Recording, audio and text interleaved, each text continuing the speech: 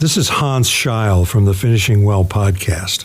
On Finishing Well, we help you make godly choices about Medicare, long-term care, and your money. Your chosen Truth Network podcast is starting in just seconds. Enjoy it, share it, but most of all, thank you for listening and choosing the Truth Podcast Network. This is the Truth Network. Coming to you from an entrenched barricade deep in the heart of central North Carolina. Masculine Journey After Hours. A time to go deeper and be more transparent on the topic covered on this week's broadcast. So sit back and join us on this adventure. The Masculine Journey After Hours starts here, now. Welcome to Masculine Journey After Hours, and we are not having a repeat of a past show. No, this is Harold's second topic in a month. This is amazing, Harold. I'm excited. It was such a great topic. Why don't you tell us a little bit about it? Well, I'll do it briefly so I don't waste the time here. If you want to hear a broader definition, go back and watch the first show. Mm-hmm.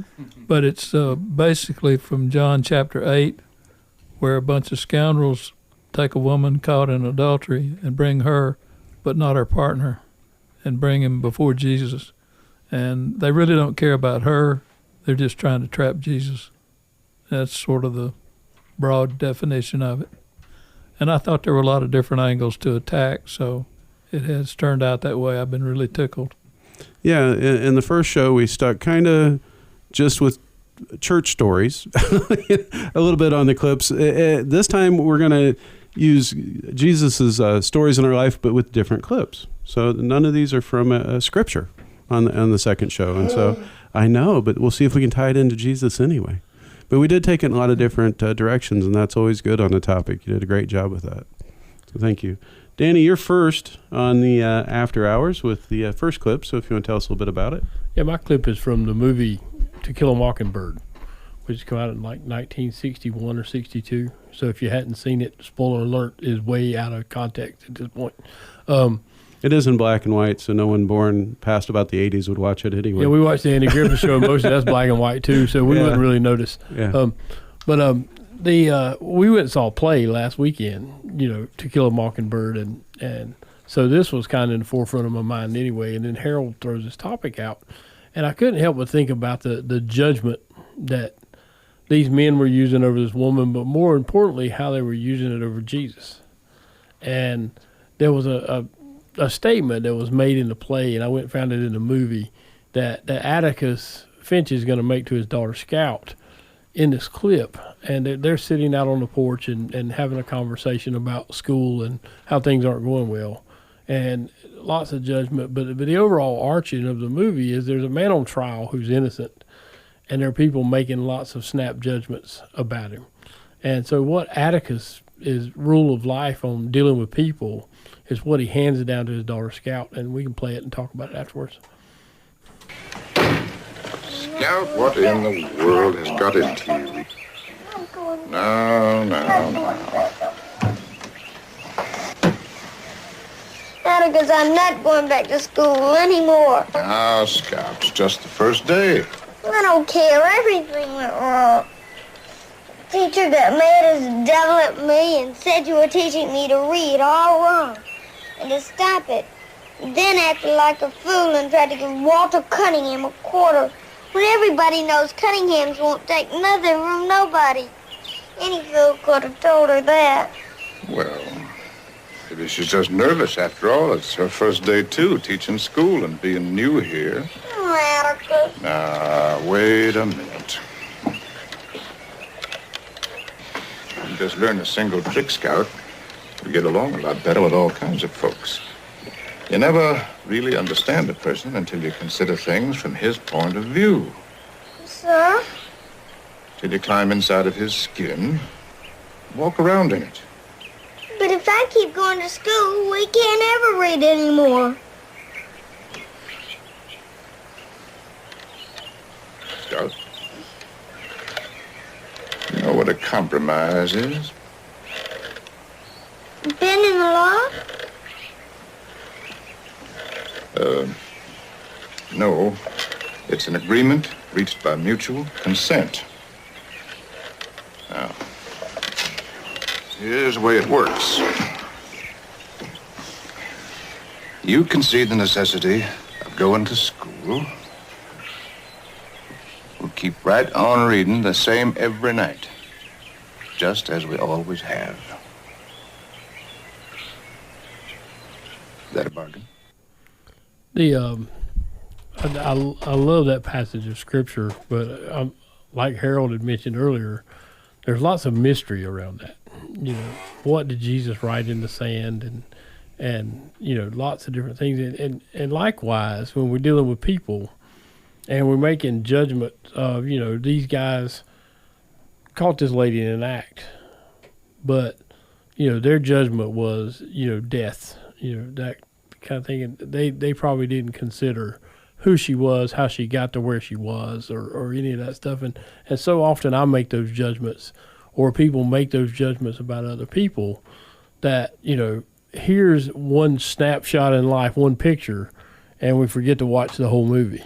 And that's kind of where I went. You know, we've had lots of different family get-togethers this weekend and this past weekend, and one of them was, you know, a cousin's birthday party. And several years ago we had kind of a breakup, if you will, in the family. My dad's got 4 brothers, and it didn't go well when their mother died with all the property stuff. And needless to say, there was some animosity. And I didn't realize how much I had until watching one of my cousins who dealt with it. His dad dealt with it. His dad's already passed on a whole lot more than I did, but he put this party together, and he invited his dad's accusers, basically. And I'm like, wow, that's kind of, because to be honest, I wouldn't have invited them to anything. But it made me realize maybe you need to walk a mile in their shoes, or you know, get in their skin and walk around a bit, because that seems to make, there's so much wisdom there. That seems to make it so much easier to deal with people. When I consider that, you know, that maybe Rodney's having a bad day. Maybe, you know, somebody's having a bad day. That's why they're reacting. It has nothing to do with where we are right here now. And that's just kind of where I went with that. It's because, you know, especially in Christian circles, we so quick to judge that, you know, a person walks in dressed a certain way, or, you know, tattoos, or I've seen it all. But stop, consider the journey that took them to get right where they were. And that's just kind of where I went with that. So, go ahead, on the John 8, Jesus says a lot about his present mm-hmm. at that time, future and past. Mm-hmm. As you were talking, Danny, you know, I think that there's a difference between understanding and agreeing.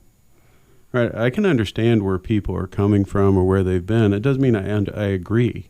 yeah. Right. And there's a difference there. And I think a lot of times Christians get stuck on, well, if I try to understand, that means I agree with what they've done or where they are, who they are, or any of that. No, understanding and agreeing are 2 totally different things. Yeah. Right. And we're called to understand. Along with accepting's completely different also. Right. Mm-hmm. Exactly. But a lot of times we get those intertwined, and they're not the same thing. Yeah. Yeah, and so I just want to make sure the listeners out there weren't hearing you say that, because what I heard you saying was try to understand. Yeah.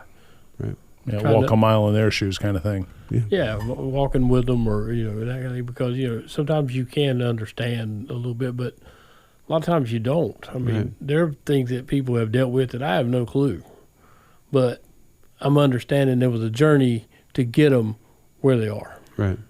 Yeah, sometimes the best way to understand is to shut up and listen, you know, which is awful hard. What are you trying to say, Rodney? Well, I think he pretty well said it. He did say it, didn't he? well, I always wanted to fix it. Yeah. It was about the nail, always for me. Yeah. Yep. Yeah. Everything was a hammer. Mm-hmm. I mean, I had a hammer for everything, because there's always a nail. Yep. Mm-hmm. Yeah. Well, Rodney, you're actually next. So you want to tell us a bit about your clip, or where do you want to start? Yeah, this clip is a very familiar one. Probably, it's not as old as Danny's, but I bet more people have seen this one. This is from A Few Good Men. This is the court scene. And what you have is you have 2 men on trial. Yes, they're guilty, but there's, as Paul Harvey would say, there's more to the story. There's the rest of the story, right? So you've got the colonel who is the one that ordered the whole thing to happen. And he's going to get off scot-free. The two guys that carried it out under orders are the ones that are going to be accused here and are about to be guilty of everything, and the colonel's about to get off scot-free until the middle of this court scene. The prosecuting attorney's kind of thinking, okay, do I go for it now? I've been setting things up, and I am going to put myself in kind of harm's way here in doing this and be in contempt of court and all kinds of things if I charge in after him. But he just keeps setting things up, and I can see this relating to Jesus getting one guy to leave after another. There's something going on there where he's just breaking down the walls. He's breaking down the walls to bring the truth out. And that's what's going on in this court scene where there's just, well, let me just shed a little light here. You get somebody to admit something. Okay, that's what you said.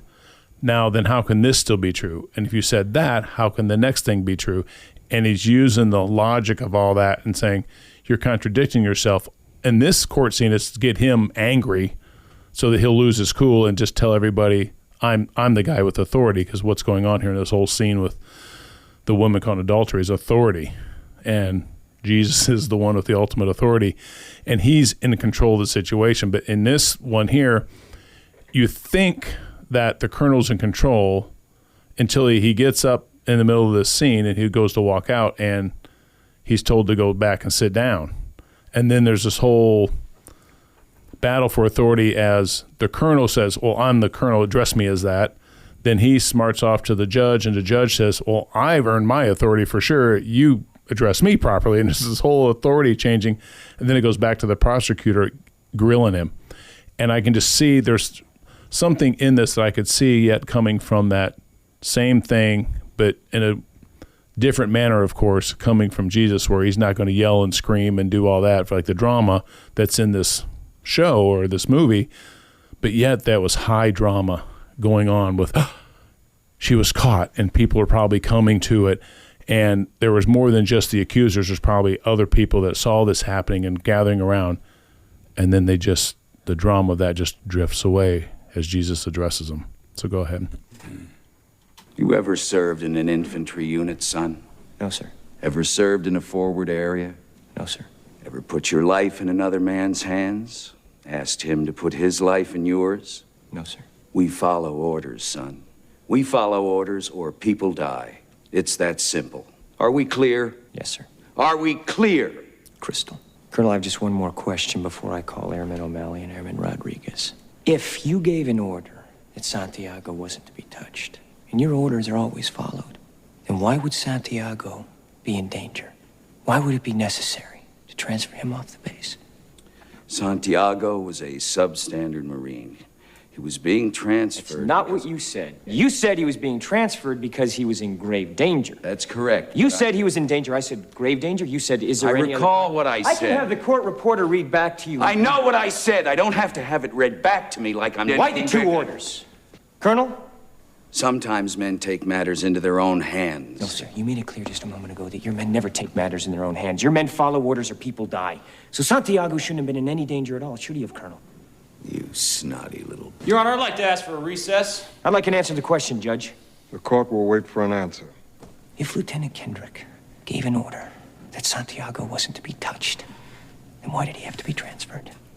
Colonel, Lieutenant Kendrick ordered the code red, didn't he? Because that's what you told Lieutenant Kendrick to do. Object! And when it went bad, you cut these guys loose! Your Honor! You had Marcus inside a phony transfer! Your Honor! You doctored the logbook! Damn it, Captain! You coerced the doctor! Consider yourself in contempt! Colonel Jessup, did you order the code red? You don't have to answer that question. I'll answer the question.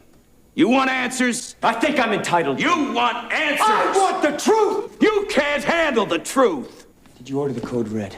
I did the job. Did you order the code red? I guess he did. I guess he did. I don't know. They cut short. Yeah. You're right, I did. Yeah. Yeah. Darned right. Yeah. Well, he said right. Yeah. It was all cut out. But so the thing that came to my mind is what are all the ways in which you would describe this scene? I just started looking up a few things, and I thought, I wanted to take a few of those, and I went to like the thesaurus, and you're like, oh my gosh, look at how many ways we have to describe things like lying. lie, deceive, slander, misrepresent, distort, misinform, trick, mislead, hoax, and I'm only getting the bears. I just went through them real quick, and I'm like, there's so many things. Some of these I thought of, some I didn't. To exaggerate, to enhance, to elaborate, embellish, overstate, hyperbolize, overemphasize. Talking about shadows, the shifting shadows. You've got dark, dim, obscure, murky, gloomy. I mean, I could go on for an hour probably just going down all the different ways we have for darkness in this world. Because what do? Every time we describe it one way, well, I didn't really lie. It was just I was shading the truth. I was doing that. We want to describe it in a way that doesn't convict us in whatever is coming in today that tells me that I'm wrong. I'm guilty. Worldly. I don't want that. I'm going to do everything I can to get out from under it. So what I do, I take either the same word and change the definition of it, which happens all the time today, or we go in and we say, well, it's not really that. We're going to create a new word to describe this because it's really a nuance over here. And we try to get away from the guilt that we know is coming in us because our conscience tells us about that. So all Jesus is really doing is exposing the truth. And that's what's going on in the courtroom is this, okay, how do we get to the truth? There's a different way in each situation. And then in the end, in both of them, in the courtroom and with Jesus, with the woman caught in adultery, there is the admission of guilt. She knows she's guilty. Go away and sin no more. She's forgiven, like Harold was saying. But then when it comes to all the men accusing her, they're still guilty of their sin. They've not been forgiven by Jesus. And the man was caught in adultery that didn't get brought in front of anybody, as far as we know, he's still going away guilty because he didn't get to come to Jesus. And there are wonderful verses that I was kind of perusing through to go through, like accusing, who's been accused, the accuser, and being able to go through that and have some fun looking up different stories and then are the Psalms and trying to figure out, okay, what's the context of those? And there's just, that's a fun read also, Harold, to go in and go through that and just see all the different aspects. So I was just kind of enjoying my time doing that. And one of the things that brought back to my memory was early on in my career, as in my probably 20s yet, took my first, personality test, Myers-Briggs. Mm-hmm. So I can still remember I'm an ISTJ. Mm-hmm. And man, I'm a capital, bold, 70 font J. I was almost off the charts at J. Everything else was kind of like, okay, you're mostly these IST, but then the J was almost just 100% a judger. And as going through life, I'm like, yep, that's me. That's my very first instinctive thing to kind of, what about you, Terry? Okay, who are you coming in here and talking with us? And I just jump into that. I see something like somebody said something about tattoos and this other. I was like, it doesn't matter what it is. Somebody's looks, their hairstyle, I just begin to judge on external things very quickly.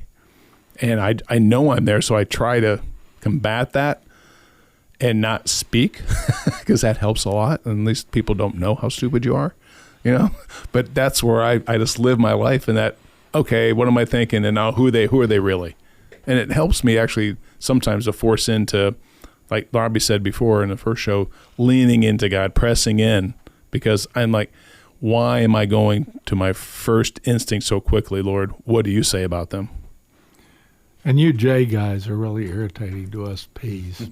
I don't know why we get along so well, because I'm an ENFP. You're ISTJ. We're opposites completely. Opposites. There's a few other things I call you guys, but it's not one of those. Yeah, different initials. Different initials altogether. Yeah, but they're mostly nice. Mostly. Some of them. There was that one. Yeah, so it's judging versus perceiving, right? That's on the Myers-Briggs. That's the two categories. You're either on one side of the equation or more on the other. Mm-hmm. Right. Yep. I think that Christians probably do more judging than anything.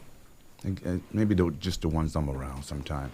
I hear more of a judgment thing from them. I perceive he's saying I'm not a Christian, but I could be wrong. But I'm going to judge that, yes. And maybe because I'm not that much of a judger. Maybe I was back in the day, but I'm not now. I'm one of those guys that would go first. And there's appropriate judging. According to the Bible, there's appropriate and there's inappropriate. So think it's beautiful. You know me, I'm thinking in Hebrew, and What? the word judgment in Hebrew is a phenomenal word, in that what you're looking for actually is the good in something. And so I've seen you do that on numerous occasions. In other words, it's a gift. There's two hands to it. So if you look for the good in a particular situation, you're judging for that. And the word tav, which is also the last letter in the Hebrew alphabet, has got the word dan inside of it, which is no man left behind. And so part of what you're doing is judging to see if there's a lost sheep out there somewhere that we need to go after. And I've seen you do that too. You know, was it Corey, one of our first guys, and man, there was nobody going after that last man behind. So, yeah, you may be that Jay, but there's things in that Jay that are absolutely spectacular that are on the other side of it. So I wouldn't be so quick not to take those sides of judgment that are actually pretty awesome. So quit judging yourself so quickly. Well, you got to take some of the bad with the good too, right? It's all mixed in there with any one of those personalities. It doesn't. Yeah. It's not who we are. Right. Yeah. It's tendencies. Mm-hmm. And quite often taking a good attribute to an extreme makes it bad. Right. So, Robbie, on that comment you made, Robbie, it kind of made me see the other side, because I saw only one side of judgment, and that was me. Kind of not good, but I appreciate the comment. It made me think a different way. Well, speaking of thinking a different way, we get to my clip. When Harold first sent it out, there was some questioning. We'll just say it that way. There's a little banter back and forth, and Harold said, "You know, I don't want to just stifle this down. I want to give a lot of options, right? I want to let it go where it goes." And so I kind of went where it went with it. And as I was thinking about the story of Jesus with the lady being accused of adultery and the gentlemen that were there, the men that were there, you know, he takes her sin and turns and focuses it on them looking at their sin, right? And so it made me think about, what does Jesus do with me and my sin? And I really thought about it for a minute, and I came up with the thing from John Lynch. He's a Christian writer, pastor, really, really good guy, blogger, vlogger, all the things you can do. If you want to look it up, it's John Lynch, Navigator. He talks to the navigators. If you look up John Lynch Navigator on YouTube, it's a 44-minute, amazing teaching on lots of things, and my clip comes from part of that. But in part of the story, he tells about, on his journey, he comes to a fork in the road. And on this fork in the road, there were two paths. And the one path says, this is the road. On the left here is the way to pleasing God. And the road to the right is a path to trusting God. And you can only pick one side. And he says, well, I really want to please God. I mean, God's done so many things for me. I want to please him, and it starts from a good place. And so he heads down that road, and when he heads down that road, you know, he starts to realize that he has to strive hard to be all that God wants him to be.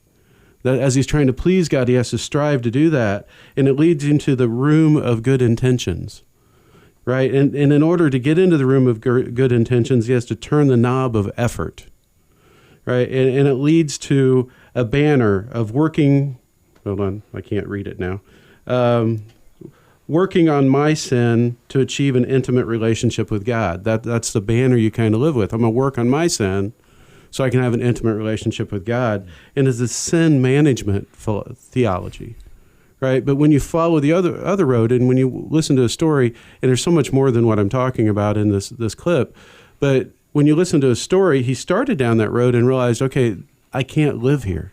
It's not achievable, right? So let me go all the way back, and he goes down the other road, the road to trusting God, which feels a little foreign. It feels, I don't know, right? And so he goes down that road, and when you start to walk down that, you realize you have to live out who God says I am.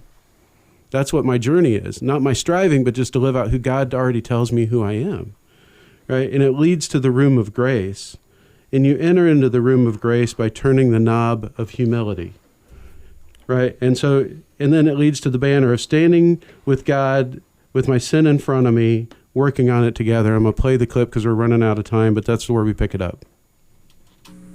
And so I think back again of the banner on the back wall in the room of grace, standing with my God, with my sin in front of us, working on it together.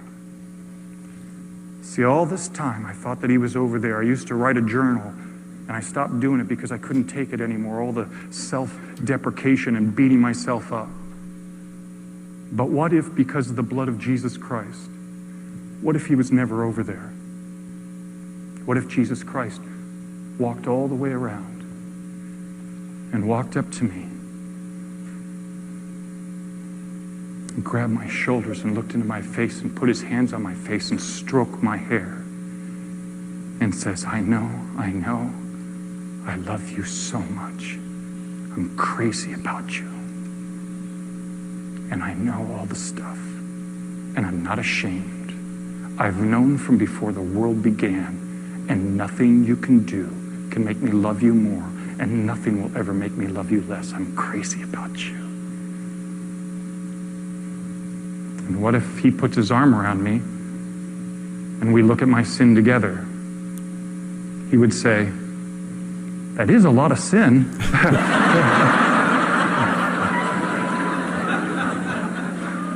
My.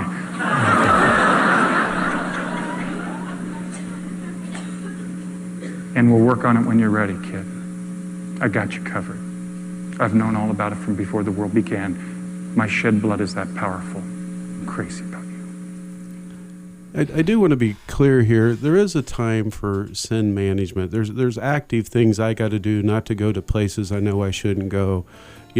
Emotionally, physically, spiritually. There's things I got to do that is an effort that I have to make. But our freedom doesn't come from our effort. Our healing doesn't come from our effort. It's from the work of Christ in our life. And he does it when we're ready to work on that with him. He's not going to rush in. He may cause us to deal with it, but he wants us to walk it through with him and let him guide it and lead us to healing and restoration and the life-changing thing that comes from his truth when we learn about it from his word, from his mouth, from him. So go with him this week, walk with him, let him love on you, and love somebody else well this week. Go to masculinejourney.org to reach out to us or register for boot camp. Talk to you next week. This is the Truth Network.